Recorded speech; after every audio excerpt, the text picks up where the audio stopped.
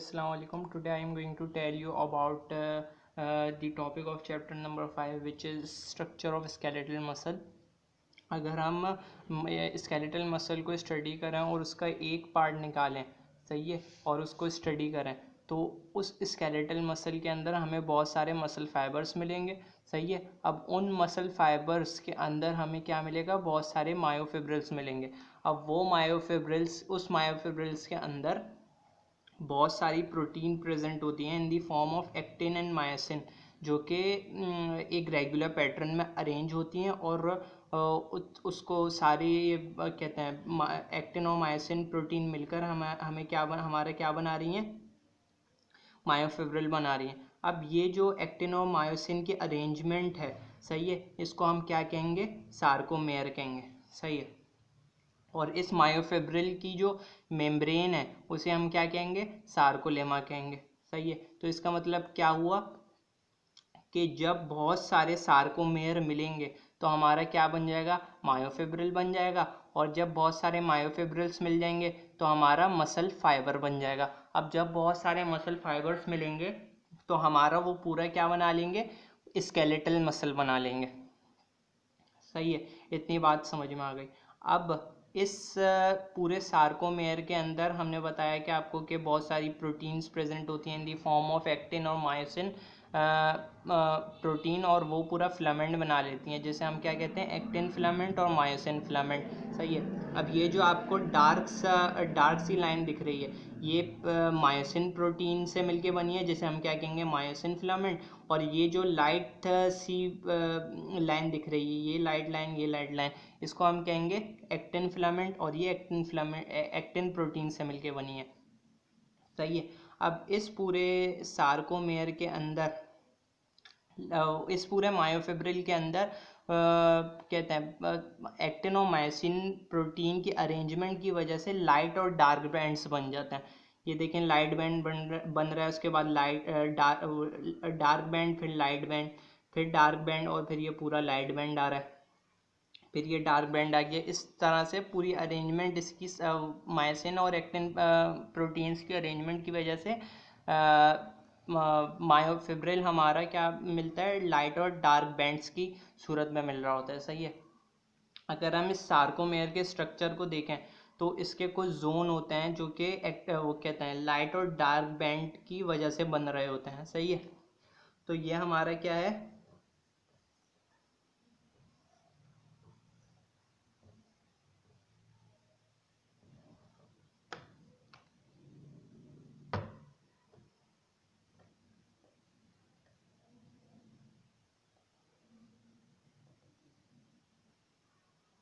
सही है, ये हमारा पूरा है सार्कोमेयर, सही है। इसकी ये लाइन क्या कहला रही है, ये एक्टिन फिलामेंट कहला रहा है, ये भी एक्टिन फिलामेंट है, और इसके दरमियान क्या है, हमारी मायोसिन फिलामेंट प्रेजेंट है, सही है। अगर हम पूरे मायोफिब्रिल की बात करें तो इनकी जो एक मायोफिब्रिल के अंदर जो एक्टिन और मायोसिन फिलामेंट्स की, एक्टिन और मायोसिन प्रोटीन की जो क्वांटिटी है वो क्या है, हमारी 3000 एक्टिन प्रोटीन्स प्रेजेंट होती हैं, और 1500 क्या है हमारे पास, मायोसिन प्रोटीन्स हैं, सही है।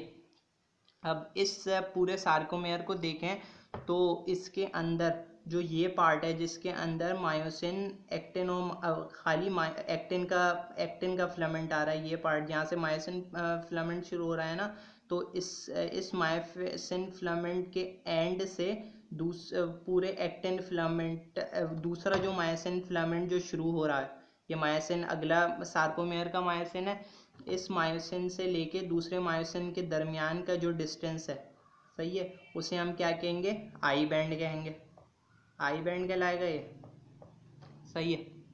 अब इसके बाद इस पूरे सार्कोमेयर से लेके पूरा जो फर्स्ट एंड से लेके लास्ट एंड तक जो सार्को मायोसिन फिलामेंट आ रहा है उसे हम क्या कहेंगे, ए बैंड कहेंगे, सही है।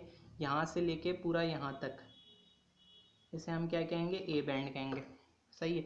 अब इसे आई बैंड और ए बैंड क्यों कह रहे हैं, क्योंकि इस पोर्शन से, इस एरिया से लाइट आसानी से पास कर जाती है। जो अगर हम इस एरिया से पोलराइज लाइट पास करें तो वो आसानी से पास हो जाएगी। सही है, इसलिए इसलिए हम कहते हैं इसे आइसोट्रॉपिक बैंड। सही है, आइसोट्रॉपिक से आई निकला तो आई बैंड कहला गया, कह गया।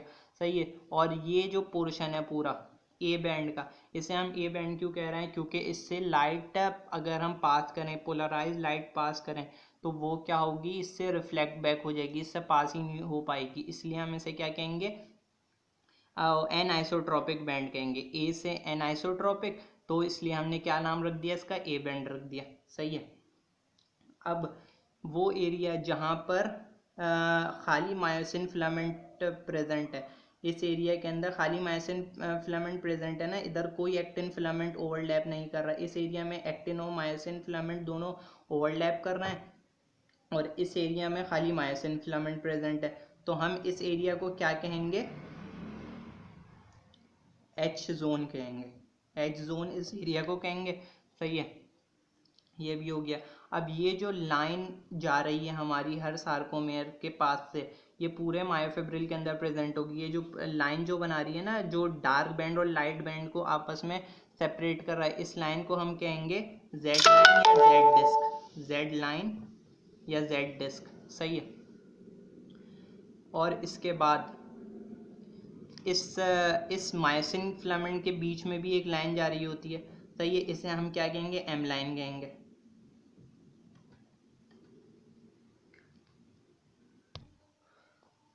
अब इस मायोसिन के ऊपर, सही है, इस मायोसिन के ऊपर एक आउटग्रोथ, बहुत सारी आउटग्रोथ प्रेजेंट होंगी। सही है, बहुत सारी इस तरह की आउटग्रोथ प्रेजेंट होंगी। जब हमारे मसल को कॉन्ट्रैक्ट करना होगा, तो ये आउटग्रोथ जाके एक्टिन फिलामेंट से जाके मिल जाएगी, ये आउटग्रोथ जाके एक्टिन फिलामेंट से मिल जाएगी, और ये मायोसिन फिलामेंट्स की आउटग्रोथ आपस में एक्टिन फिलामेंट को क्या करेंगी, कॉन्ट्रैक्ट करेंगी, जिसकी वजह से हमारी मसल की कॉन्ट्रैक्शन और रिलैक्सेशन होती है। सही है, अब अगर आपके पास एमसीक्यूज आए कि what is the contractile unit of muscle, skeletal muscle, तो आप क्या लिखेंगे, सार्कोमेयर। क्योंकि जो हमारी कॉन्ट्रैक्शन हो रही है, बेसिकली जो कॉन्ट्रैक्शन हो रही है वो किसके अंदर हो रही है, सार्कोमेयर के अंदर हो रही है, एक्टिन और मायोसिन फिलामेंट्स की कॉन्ट्रैक्शन की वजह से।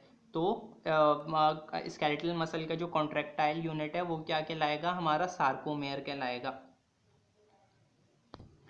अब जब मसल को कॉन्ट्रैक्ट करवाना हो, तो उसके लिए हमें एनर्जी भी रिक्वायर्ड होगी। तो ये वो एनर्जी हमारे पास माइटोकॉन्ड्रिया से आएगी। तो इस मायोफिब्रिल के अंदर हमारे पास बहुत सारे माइटोकॉन्ड्रियाज भी प्रेजेंट होंगे, जो कि उसको जब मसल को कॉन्ट्रैक्ट करवाना हो तो उसको एनर्जी प्रोवाइड करते हैं। सही है, अब इस मायोफिब्रिल के अंदर हमारे पास ख़ास किस्म के एंडोप्लाज्मिक रेटिक्यूलम भी प्रेजेंट होते हैं, जो कि आपको पता है कि हमारे एंडोप्लाज्मिक रेटिक्यूलम का क्या काम होता है, कैल्शियम की को स्टोर करके रखते हैं, और जब उसको ज़रूरत होती है, उस एरिया को जहाँ पर मसल को ज़रूरत होती है, जब एक्शन पोटेंशियल परफॉर्म किया जाता है, तो वो कैल्शियम उस एंडोप्लाज्मिक रेटिक्यूलम से रिलीज होते हैं और एक्शन पोटेंशियल परफॉर्म करवाते हैं। सही है, अब इस मायोफिब्रिल के अंदर जो एंडोप्लाज्मिक रेटिक्यूलम प्रेजेंट होते हैं, उन्हें क्या कहेंगे हम, वो कहते हैं, उन्हें हम कहते हैं सार्कोप्लाज्मिक रेटिक्यूलम। सही है, तो ये था बेसिक सा स्केलेटल मसल का structure. If you have any Curie, so you can ask me. Thank you.